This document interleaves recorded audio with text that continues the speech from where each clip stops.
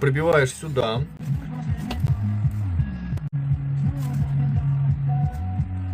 Вот так это выглядит. Потом в идеале ты берешь сюда кембрик.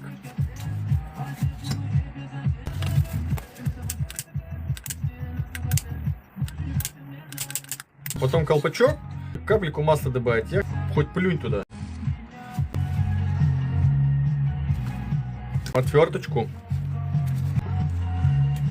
Вот все, я сейчас его отверточкой поднаправил.